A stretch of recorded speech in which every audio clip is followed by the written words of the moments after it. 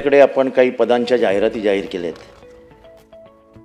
यामध्ये आपण लिपिक वर्गाला PSI म्हणजे एक्साइज इन्स्पेक्टर सब इन्स्पेक्टर बनवण्याचा भरतीमध्ये त्यांचा समावेश केलेला आहे। या भरतीमध्ये तुमच्या विभागातले म्हणजे एक्साइज मधले जे हवालदार आहेत, जे सैनिकी पेशातून आलेले असतात किंवा शारीरिक शिक्षण घेऊन हवालदार झालेले असतात, ते स्पर्धा परीक्षा देऊन नंतर ह्या पदाला योग्य होतात।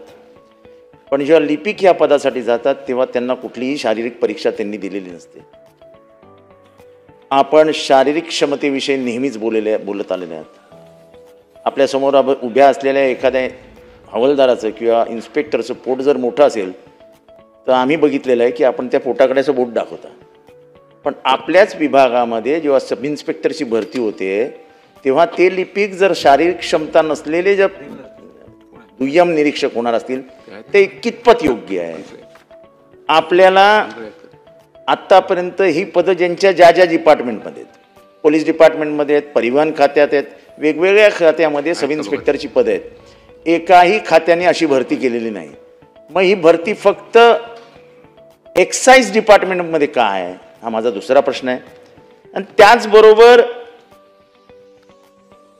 माझ्याकडे 2 पत्र आहेत, त्यामध्ये लोकसेवा आयोगाने स्पष्ट म्हटलेलं आहे की आपल्याला जर भरती करायची असेल तर त्यानुसार आयोगाची मान्यता घेऊन त्वरित सेवा प्रवेश नियम निश्चित करावेत, तोपर्यंत ही पदे विद्यापित करणे शक्य होणार नाही। हे लोकसेवा आयोगाचं पत्र आहे, मी आपल्याकडे पाठवतो।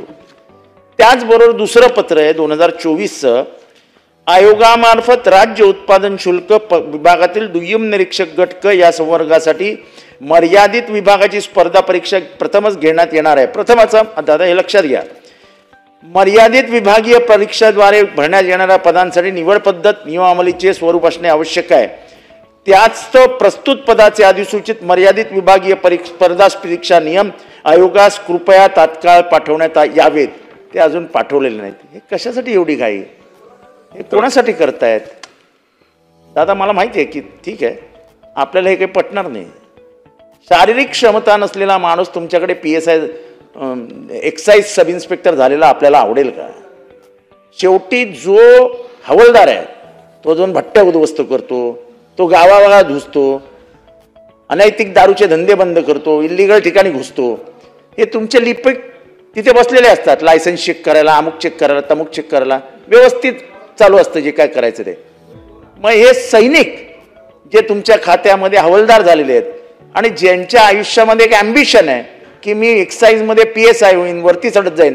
परत दुसरी गोष्ट, तुमच्या लिपिकांना असिस्टंट कमिशनरपर्यंत भरतीच्या संधी आहेत, परत क्रॉस व्हेंटिलेशनमध्ये ते इथे पण घुसणार आहेत। माझा विनंती एवढीच आहे, माझं कोण काय नातेवाईक हवालदार नाहीये। प्रश्न घ्या आवाड साहेब। अध्यक्षमध्ये 2 प्रश्न विचारून झाले। स्पर्धा परीक्षेचे नियम जे आहेत ते तुम्हाला MPSCने सांगितलेले झालेले आहेत, ते लिपिक येणं ते माझ्या दृष्टीने या खात्याला बदनाम करणारं आणि हे सगळं स्कॅम आहे हे मी तुमच्या निदर्शनास आणून देतो आणि दोन्ही पत्र आपल्याकडे पाठवतो, आपण बघून घ्या। मंत्री महोदय।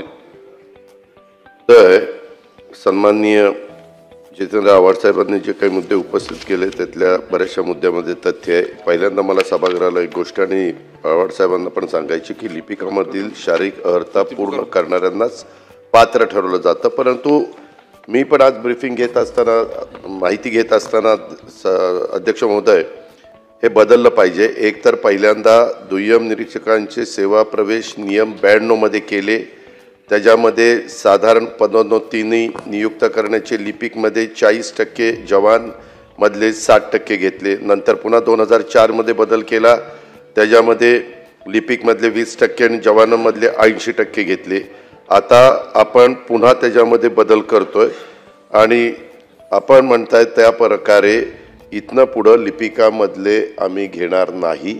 आत्ताची जी काही एक्झाम चाललेली आहे तेवढ्या पुरता कुणी कोर्टात जातील म्हणून मी विधी व न्याय खात्याला विचारतो, जर आत्ताचं पण मला थांबवता आलं तर मी आत्ताचंही थांबवेन आणि ते म्हणतील किंवा एवढं आता चालू आहे तेवढं फक्त पूर्ण करा, पुढच्या वेळेसपासून 100% जवानांमधले घ्या, तर तशा प्रकारचा निर्णय राज्य उत्पादन शुल्क घेईल.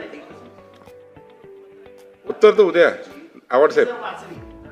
मी म्हणूनच म्हणतोय की ती पत्र मला द्या, त्या पत्राचा आधार घेऊन हा त्याच्यातून मला जो निर्णय घ्यायचा आहे तो आत्ता घेता आला तरी मी त्या बाबतीमध्ये घेईन. पण फारच अडचण आली, कुणी कोर्टात जाऊन पुन्हा ते सगळं थांबवलं, तर तसं होणार असेल तर एवढ्या वेळेस ही लास्ट भरती होईल. पुढच्या वेळेसपासून 100% जवानांचीच प्रमोशन देऊन भरती होईल. नवीन घडामोडी पाहण्यासाठी आजच आम्ही मुंबईकर 24 तासला लाईक करा, सबस्क्राईब करा आणि अपडेट रहा.